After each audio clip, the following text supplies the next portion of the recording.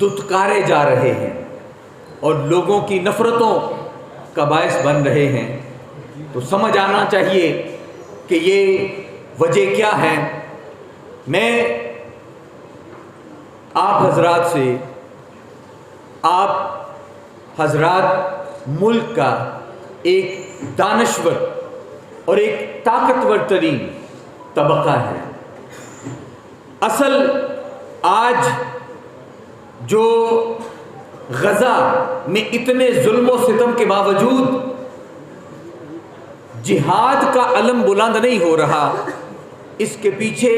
ایمان کی کمزوری ہے۔ سب سے بڑھ کر مسلم حکمرانوں کے اندر جذبہ ایمانی اور قوت ایمانی اس کی کمی ہے۔ حقیقت میں اس سے بڑھ کر جو اس وقت غزہ کے حالات ہیں، اس سے پہلے اور دیگر افغانستان کے اندر یہی تباہی مچی، بغداد کے اندر، عراق کے اندر، اسی طرح شام کے اندر ایک طویل فہرست ہے، اور وہ دن دور نہیں کہ اگر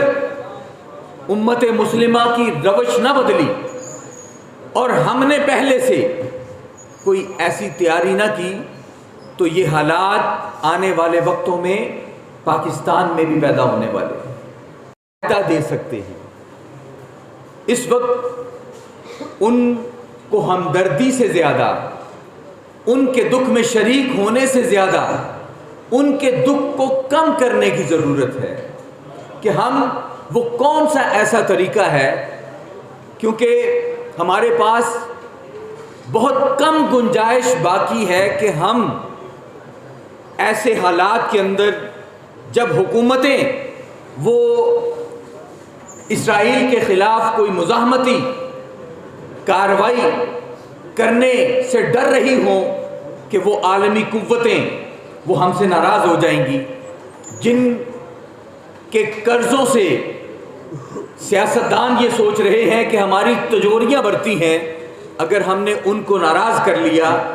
تو پھر ہمارا مستقبل تاریک ہوگا۔ حقیقت اور اگر اللہ کی ذات ہم سے ناراض ہو گئی تو یہ اس کے